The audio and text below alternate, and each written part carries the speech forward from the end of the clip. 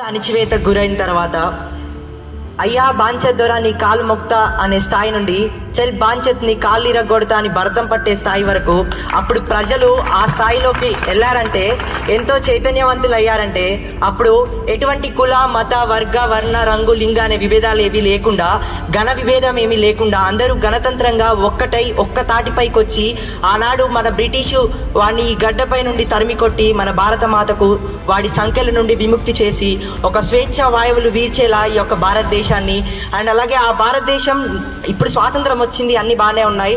So ఈ స్వాతంత్ర భారతదేశం అభివృద్ధి పదం వైపు ఎలా పరుగులు పెట్టాలి, అండ్ అలాగే అగ్రరాజ్యాల్లో ఒకటిగా ఎలా నిలవాలి అని చెప్పేసి ఆనాడు ఒక డ్రాఫ్టింగ్ కమిటీ చైర్మన్ అయిన మన డాక్టర్ బిఆర్ అంబేద్కర్ గారి నేతృత్వంలో రాయబడిన రాజ్యాంగం ఎన్నో నియమాలు నిబంధనలు కలిగి ఉంది.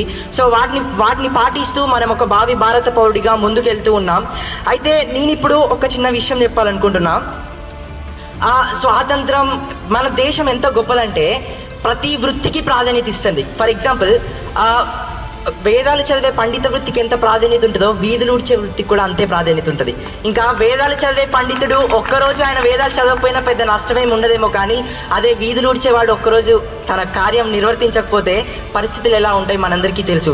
సో అలాంటి గొప్ప భారతదేశంలో పుట్టిన మనం ఏ కోశానైనా సరే, ఏ సమయానైనా సరే భారతదేశాన్ని నిందించడం కానీ లేదా చులకన చేసి మాట్లాడడం కానీ తప్పు. సో అయితే ఇప్పుడు నేనేం చెప్పాలనుకుంటున్నానంటే, మన ఈ స్వాతంత్రం చరిత్ర, ఉద్యమం, హిస్టరీ, స్వాతంత్ర సమరయోధులు, ఉద్యమకారులని గొప్ప గొప్ప మాటలు మాట్లాడుకుంటాం కదా. సో ఇలా మన స్వాతంత్రం గురించి హిస్టరీ తీస్తే చాలా స్టోరీస్ వస్తాయి. బట్ నాకు పర్సనల్గా నన్ను చాలా ఇన్స్పైర్ చేసిన, అండ్ అలాగే నేను చాలా మోటివేట్ అయినా, అండ్ అలాగే నాకు చాలా నచ్చిన ఒక చిన్న సీన్, ఆ క్లిప్ని మీతో షేర్ చేసుకుందాం అనుకుంటున్నా.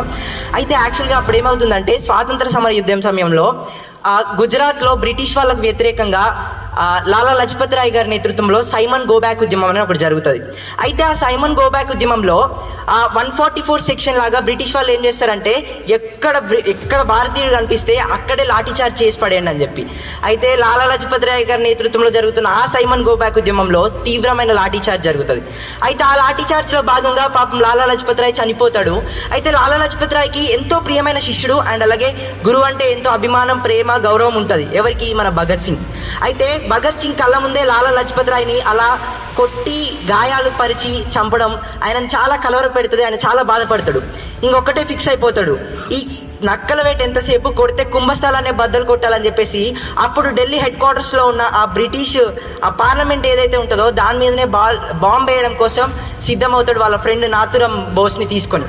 అయితే అక్కడికి పోతారు, బృట్కేశ్వర్ దత్తో కలిసిపోతాడు. అయితే పోయి ఎప్పుడైతే ఆ బాంబు పార్లమెంట్ మీద వేస్తున్నాడో ఆ క్రమంలో ఒక చిన్న తప్పిదం వల్ల, పొరపాటు వల్ల ఆ బాంబు కాస్త పార్లమెంట్ మీద కాకుండా పక్కకు పడుతుంది. కథం. దాంతో అక్కడ రెడ్ హ్యాండెడ్గా పట్టుబడతాడు అక్కడ ఉన్న బ్రిటిష్ సోల్జర్స్ అండ్ అలాగే బ్రిటిష్ పోలీసులకు. అయితే పట్టుబడాక ఆయన తీసుకొని వెళ్ళేసి ఉరికమ్మ మీదకి ఎక్కించి ఇంకా హ్యాంగ్ చేద్దామని చెప్పేసి డిసైడ్ అవుతారు బ్రిటిష్ వాళ్ళు. అప్పుడు బ్రిటిష్ జనరల్ ఒక మాట అంటాడు, కాదు ఇట్లా ఎగతాళి చేస్తూ, ఇట్లా నవ్వుతూ, చులకన చేస్తూ, నీకెంత ధైర్యం ఉంటే పార్లమెంట్ మీదనే బాంబు వేసావు నువ్వు. సో ఇప్పుడు చెప్పి ఎలాగో ఇంకొక 5 నిమిషాలు అయితే చచ్చిపోతావు నువ్వు, నీకేమైనా ఒక చివరి కోరుకుంటే ఏమన్నా కోరుకోను ఆయన అని చెప్పేసి ఒక ఎగతాళి చేసినట్టుగా నవ్వుకుంటూ వెక్కిరించుకుంటూ మాట్లాడతాడు. అప్పుడు భగత్ సింగ్ ఒకటి అంటాడు, సార్ ఇప్పుడు నా మెడలో ఉన్న ఉరితాడు ఉంది కదా, ఒక్క నిమిషం దీన్ని తీసి పక్కకు పెడతారా అని చెప్పేసి.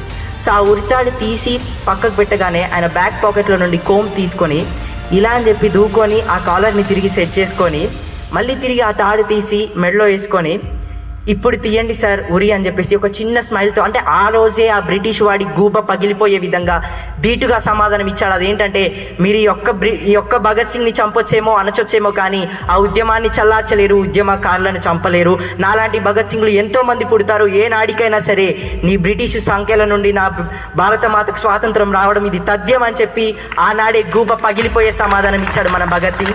సో ఈ స్టోరీ అనేది నాకు చాలా నచ్చింది. సో అందుకే మీతో షేర్ చేసుకున్నా. అయితే ఇప్పుడు మనం ఈ భగత్ సింగ్ ఒకటే కాదు, నెహ్రూ ఒక్కరే కాదు, గాంధీ ఒక్కరే కాదు, దాదాపు చరిత్ర చూసుకుంటే 20 లక్షల మంది స్వాతంత్రం కోసం పోరాడి వాళ్ళ ప్రాణ త్యాగాలు చేసి ఆత్మ బలిదానాలు చేసిన దాఖలాలు ఉన్నాయి. అయితే ఇప్పుడు వాళ్ళందరూ చేశారు కదా, వాళ్ళందరి ఇంటెన్షన్ ఏంటి? ప్రజాస్వామ్య దేశం, నిరంకుశ పాలన, అన్యాయపు అవినీతి అరాచకం లేని దేశం, అభివృద్ధి వైపు పరుగులు పెట్టే దేశం వాళ్ళ కళ, వాళ్ళ ఆశయం.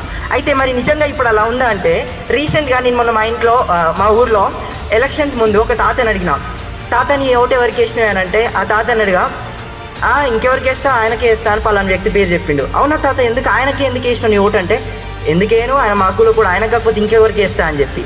ఓ కులం చూసి కూడా ఓటేస్తారా అని చెప్పి నేను పక్కనే ఉన్న అమ్మమ్మని అడిగిన, అమ్మమ్మ నీ ఓటు ఎవరికి వేసినావు అని చెప్పి.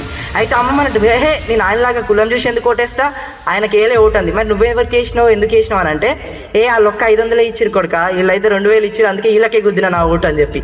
అంటే ఇక్కడ మనం అర్థం చేసుకోవాల్సింది ఏంటంటే, మతగజ్జి రాజకీయాలు, మాకుల పోడని ఓటేయాలు, డబ్బులు ఇచ్చి ఓట్లు కొనకడాలు ఇప్పుడు కామన్ అయిపోయాయి. దీనికా స్వాతంత్ర సమరయోధులు పోరాటం చేసింది.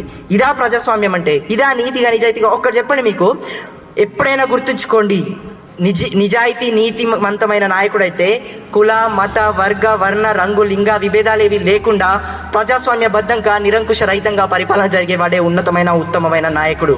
సో ఆ ఒక్క విషయం మీరు గుర్తుంచుకోండి. అయితే ఇంకోటి ఏంటంటే, మనం జనరల్గా చూస్తాం కదా, ఏదైనా ఫర్ ఎగ్జాంపుల్ ఒక పబ్లిక్ మీటింగ్ జరిగినా లేదంటే అసెంబ్లీ మీటింగ్ జరిగినా కూడా అక్కడ ఒక ప్రతిపక్షం వాళ్ళు లేచేసి వాళ్ళ స్టేట్మెంట్ ఇచ్చేటప్పుడు, అధ్యక్ష వీళ్ళు చేసిన అన్యాయపు అవినీతి అరాచకాలు లంచాలు కుంభకోణాలు అసలు వేరే ఎవ్వరు చేయలేరు అధ్యక్ష అని చెప్పి వాళ్ళని విమర్శిస్తారు.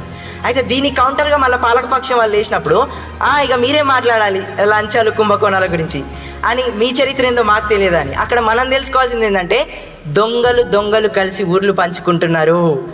ఎస్, అంతే కదా. ఎలాగో మనకు తెలుసు, 5 ఏళ్ళ అధికారం తర్వాత వాళ్ళు ఆర్థికంగా బలపడతారు. అలా అని అందరూ అలా ఉంటారని కాదు నా ఉద్దేశం. నిజంగానే ప్రజలకు అభివృద్ధి జరిగితే ఒక భావి భారత పౌరుడిగా ప్రశంసించు, అదే గొంతుతో అవినీతి జరిగితే ప్రశ్నించు. అయితే ఒక్కటి గుర్తుపెట్టుకోండి, ఇక్కడ నేనేం మన ఇండియానేం క్రిటిసైజ్ చేయట్లే, డెమోక్రసీని ఏం క్రిటిసైజ్ చేస్తలే. Of the people by the people for the people అన్న ఒక పీపుల్స్ రిప్రజెంటేటివ్ అయిన లీడర్ని నేనేం క్రిటిసైజ్ చేయట్లే. Because our India is the 5th biggest economy and it is the 2nd largest paddy producer and today it is the most populated country with 50% of youth power. So I'm very proud to say that I am an Indian. So అయితే ఇప్పుడు నేనేం చెప్పాలనుకుంటున్నా అంటే, ఒక్కటి గుర్తుపెట్టుకోండి, నా ఒక్కడి వల్ల ఏమైద్దిలే అనే ఏ ఒక్కడి వల్ల ఈ దేశానికి ఏమవ్వదు. నువ్వు ఒక్కడివి చాలు, చాలా మార్పులు తీసుకురాగలుగుతావు. You can change the society from the grass root level and you can bring many social reforms in this society. So you have that calibre and attitude and ability to change this society. So ఇంకోటి ఏంటంటే, ఒకటే చెప్పదలుచుకున్నా, highlight అయ్యే term ఏంటి, democracy కదా. So అయితే highlight అయ్యే term ఏంటి, డెమోక్రసీ కదా. సో ఆ డెమోక్రసీ అనగానే మనకు గుర్తొచ్చే వ్యక్తి ఎవరు, పీపుల్స్ రిప్రజెంటేటివ్, పొలిటికల్ లీడర్ అనే దానికన్నా కూడా ప్రజానాయకుడు అని అనాలి. ఎందుకంటే ఆయన ఏమి రాజకీయాల కోసం రాలే, ప్రజల కోసం వచ్చాడు. సో అయితే ఇప్పుడు మరి అలాంటి ఆ ప్రజానాయకుడు ఒక రాజకీయ నాయకుడిలా ఉంటున్నాడా, నిజంగానే ప్రజాస్వామ్యబద్ధంగానే ఎన్నికవుతున్నాడా, లేదంటే ఎలక్షన్స్ ముందు ఇచ్చే ఆ 2000 నోటో చీర జాకెట్లో సారా ప్యాకెట్ల వాళ్ళు ఎన్నికవుతున్నాడా, ఒకసారి మీరు ఆలోచించాలి. అండ్ అలాగే గాంధీ గారు ఒక మాట అన్నాడు, అదేంటంటే, ఏనాడైతే భారతదేశంలో ఒక మహిళ ఒంటరిగా అర్ధరాత్రి నడి రోడ్డుపై నిర్భయంగా నడుస్తుందో ఆ రోజు అసలైన స్వాతంత్రం వచ్చినట్లు అని చెప్పి. మరి నిజంగా అలాంటి పరిస్థితులు ఇప్పుడు ఉన్నాయో లేదో మీరు ఒకసారి వ్యక్తిగతంగా ప్రశ్నించుకోండి. So you can bring many social reforms. అయితే ఒకటే గుర్తుపెట్టుకోండి, మిమ్మల్ని ఎప్పుడు ప్రశంసించే ప్రాణమిత్రుడైనా విమర్శించే బద్ధ శత్రువైనా ఎవ్వడు మీతో రాడు. నువ్వు ఎలా బ్రతకాలో తెలుసా, జీవితం అనేది ఎలా జీవించాలో తెలుసా. నువ్వు పుట్టినందుకు నీ తల్లి సంతోషించాలి, ఎదుగుతుంటే తండ్రి గర్వపడాలి, యావత్ సమాజం నిన్ను ప్రశంసించాలి, నువ్వు సస్తే శ్మశానం కూడా ఏడవాలి. అలాంటి బ్రతుకు నువ్వు బ్రతకాలి. నలుగురికి ఆదర్శవంతంగా ఆదర్శనీయంగా మార్గదర్శకంగా. సో నువ్వు నీ జీవితాన్ని గడపాలి, జీవించాలి. So thank you for giving this opportunity. Thank you to